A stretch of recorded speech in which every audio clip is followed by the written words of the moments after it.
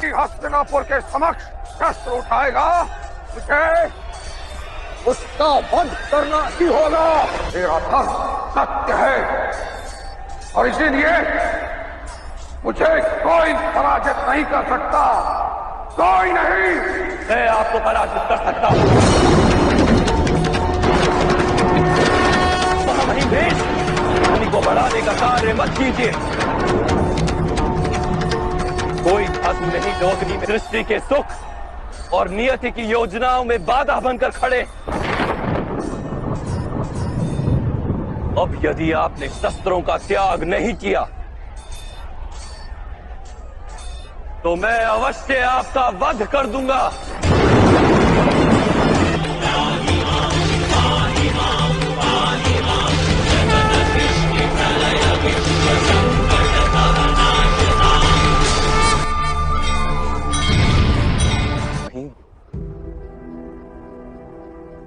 आपने धर्म के वास्तविक रूप को जानने का तो कभी प्रयास ही नहीं किया। आपने केवल अपने परिवार का विचार किया, संसार के कल्याण का तो विचार ही नहीं किया आपने। इसलिए आपका त्याग भी स्वार्थ का ही रूप है। क्या और राज सिंहासन का त्याग अवश्य उत्तम कार्य थे, किंतु आपने समाज के प्रति अपने उत्तरदायित्व का त्याग क्यों कर दिया महामहिम? तो वंश में आपसी संघर्ष न हो, हस्तिनापुर के राज सिंहासन के लिए युद्ध न हो। धर्म किसी मृत विचार का नाम नहीं, ना ही किसी परंपरा का नाम है। धर्म तो जीवन का नाम है और जीवन निरंतर बदलता रहता है। परिवर्तन ही जीवन का गुण है और परिवर्तन हेतु मनुष्य को कर्म करना पड़ता है। और आपने कर्म का ही त्याग कर दिया महामहिम। छेद कर दो, ये तो अत्याचार है। आदेश का पालन हो। और उसमें पांचाली के अपमान को ना रोकने का निर्णय। रामा, आप कीर्ति तो समग्र आर्य बनते हैं। आप तो स्वयं माता गंगा के पुत्र हैं। ऐसा व्यवहार में क्या मान किस प्रकार ले सकते हैं? इस युद्ध का निर्णय धर्मों को रोकने का आपके पास सामर्थ्य भी था और शक्ति भी, किंतु आप निर्णय नहीं ले सके महामहिम।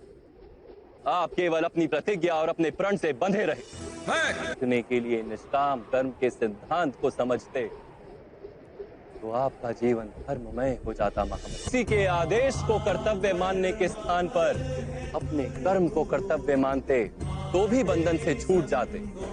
बहुत समय पूर्व आपने प्रतिज्ञा ली, क्या उस समय आप सारा भविष्य जानते थे? बदल गई महामहिम, समय में परिवर्तन आ गया, किंतु आपने अपनी प्रतिज्ञा नहीं तोड़ी। जिस प्रतिज्ञा का कोई मूल्य नहीं। अवश्य जिस प्रतिज्ञा से सारे समाज को लाभ, उसका मूल्य अवश्य। जिस क्षण मनुष्य की प्रतिज्ञा, उसका निर्णय सारे समाज को हानि पहुंचाने लगे, उसी क्षण उस प्रतिज्ञा को तोड़ना अनिवार्य हो जाता है महामहिम। आज पांडवों के पक्ष में रहकर युद्ध करने का निर्णय यदि आप ना ले पाए तो कम से कम शस्त्रों का त्याग करके अपनी मृत्यु को स्वीकार कर लीजिए। ये गुरु द्रोण, जिस पुत्र के प्रति आपको इतना अधिक प्रेम, उसे वास्तव में आपने क्या दिया? संपत्ति दी, सुख दिए, राज्य दिया, संस्कार दिए, विद्या दी, धर्म का ज्ञान दिया गुरुदेव। क्या आप उसे कुछ भी ऐसा दे पाए जिससे उसे आपकी रक्षा की आवश्यकता ही ना? मानता सब अर्जुन तथा अंगराज कर्ण की भांति महान योद्धा नहीं बन पाते, तो आप अपने पुत्र को उचित निर्णय लेने का शिक्षण तो दे ही सकते थे। यदि आपने ऐसा किया होता तो आज आपका पुत्र धर्म का शत्रु नहीं होता। मोह का जन्म अहंकार से।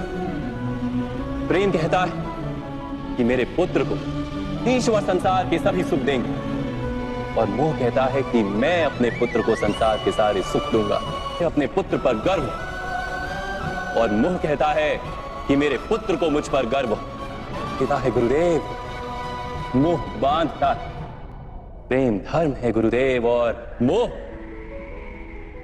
मोह अधर्म। देख अपनी साधना भंग कर दी थी।